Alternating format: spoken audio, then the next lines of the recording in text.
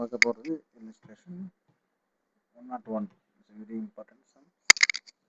Sonu has jewelry acquired on 17/7/2010 for rupees 5 lakhs. On 18/8/2013, Sonu incurred improvement expenditure on such jewelry by adding diamond to it worth rupees 3 lakh. On 18/8/2021, he transferred such jewelry to his friend Monu for rupees 40 lakh.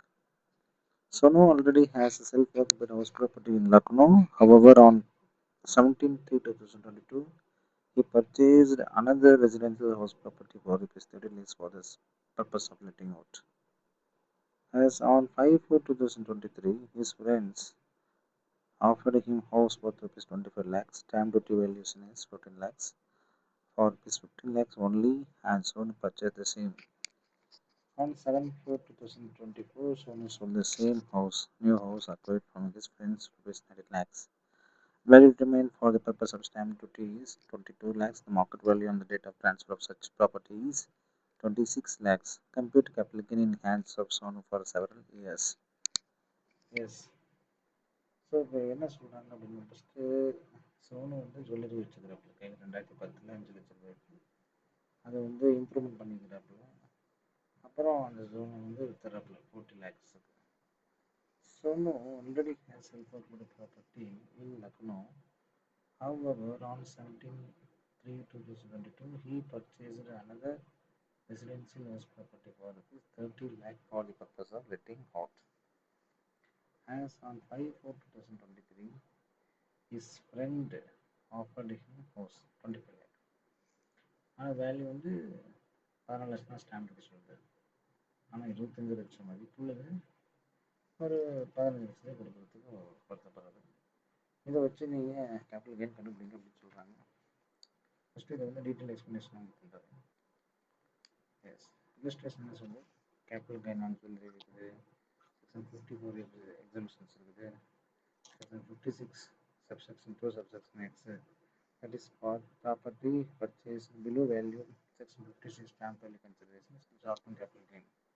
Very important integration problem எல்லாமே இதில் வருது இல்லையா? First step 1 sale of jewellery. இந்த jewellery நீங்கள் எவ்வளோக்கு வாங்குறீங்க அப்படின்னு பார்த்தீங்கன்னா, அவங்க ரேட் உங்களுக்கு எல்லாம் சொல்லிட்டாங்க. 5 lakhக்கு நீங்கள் வாங்குறீங்க, அதே 40 லட்ச ரூபாய்க்கு விற்கிறீங்க. ஆனால் அதுக்குள்ள இம்ப்ரூவ்மெண்ட் எவ்வளோ இருக்குது? 3 லட்ச ரூபா. அப்போ 5 3 8, பட் 40 லேக் விற்கிறீங்க. ஸோ 5 3 8 தான். ஸோ 40 lakhs விற்கிறீங்க. அப்போ jewellery is a capital asset because long term capital asset. Because 2010 வாங்கி 2021 வைக்கிறீங்க. அப்போ therefore long term capital gain. Long term capital gain interest cost வரும். Interest cost base year, selling year, selling rate இதை நீங்கள் மறந்துடக்கூடாது. அப்படி பார்க்கும்பொழுது base year purchase 167, sale year 317, 5 lakhக்கு நீங்கள் போடுறீங்க.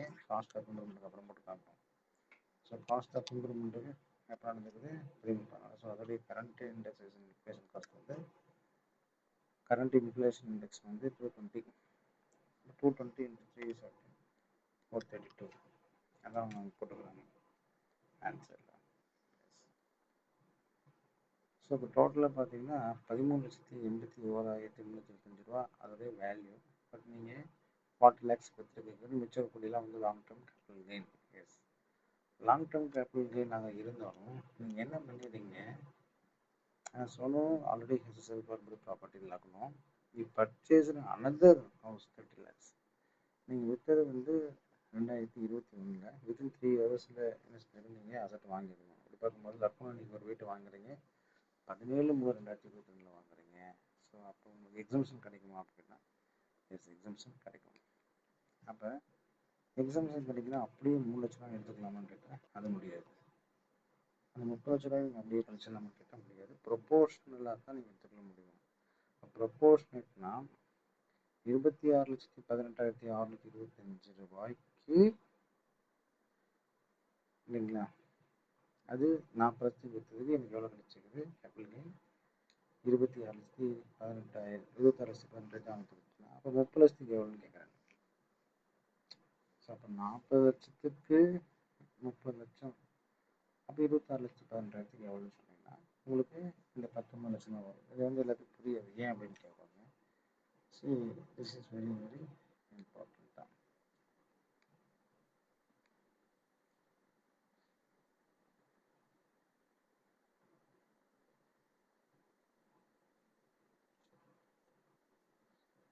ஏன் அப்படின்னா Solo purchase consideration is around 73, 30 lakhs. Since LTCG arise from jewelry, not residential house. So 54 left applies. Condition on transfer date, associate should not own more than one residential house other than new house. We already one side block house. Therefore, exemption is allowed. More than one there.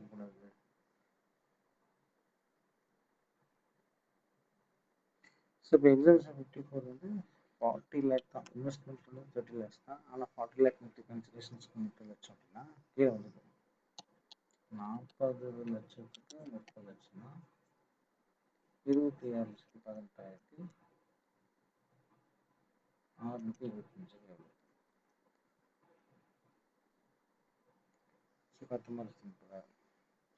ஏன் இந்த 40 லட்சம் வந்து சொல்லி கேட்டீங்கன்னா 40 லட்சம் நான் sales பண்ணிக்கிற jewellery அப்போ எனக்கு அதுக்கு 26 லட்சம் தான் வந்திருக்குது அப்படின்னா 30 லட்சம் இன்வெஸ்ட் பண்ணால் அதுக்கு எவ்வளோ வந்திருக்குன்னு பார்த்தா அதுக்கு 19 லட்சம் தான் வரும். ஸோ மிச்சக்கூடிய அமௌண்ட்டை நம்ம டைரெக்டாக 26 லட்சத்துக்கு 30 லட்சம் கழிக்க முடியாது அப்படின்னு நான் தெளிவாக சொல்லிடுறேன். ஸோ அப்போ 6,54,656 இஸ் ஆன்சர்ஸ். எஸ். அப்போ capital gain for the assessment year 14-15, since assessee acquired another house property, therefore the yearly exemptions available under section 54 shall be revoked and shall be liable to long-term capital gain. Hence, taxable long-term capital gain for the assessment year 24-25 is 19,63,656. Because திருப்பி அவங்க என்ன செஞ்சிடறாங்க பாருங்க, அவர் வீடு கொடுக்குறாருல as on 5/4/2023 his friends offered him house, இன்னொரு house வாங்குறீங்க. அப்போ இந்த section 54 பிரகாரம் வந்து should not more than one houses. இப்போ இன்னொரு ஹவுஸ் வாங்கினா ஆல்ரெடி நீங்கள் வாங்கிக்கிற எக்ஸிபிஷன்ஸ் என்ன ஆயிரும், காலாவதி ஆகி போயிடும். அப்போ நீங்கள் ஆல்ரெடி வாங்கிக்கூடிய எக்ஸம்ஷன் வந்து ஆட்டோமேட்டிக் என்ன ஆயிடுச்சு, இந்த எக்ஸம்ஷன் 19,63,969 எக்ஸம்ஷன் உங்களுக்கு ரிவோக் பண்ணிட்டாங்க. ஏன்? பிகாஸ் நீங்கள் இன்னொரு ஹவுஸ் வாங்கிட்டீங்க. சரி, ஓகே, தட் டசன்ட் மேட்டர். அதுக்கப்புறம் என்ன செய்ய சொல்கிறாங்க பார்த்தீங்கன்னா, on 7/4/2024 Sonu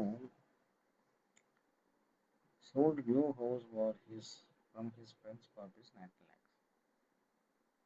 இப்போ நீங்கள் உங்கள் ஃப்ரெண்ட் வந்து வாங்கினீங்க இல்லைங்களா, அது எவ்வளோ விற்கிறீங்க, 10 லட்சம் விற்கிறீங்க. பட் உங்கள் ஃப்ரெண்டு நீங்கள் எவ்வளோக்கு வாங்கினீங்க அப்படின்னா 15 லட்ச ரூபாய்க்கு வாங்கினீங்க.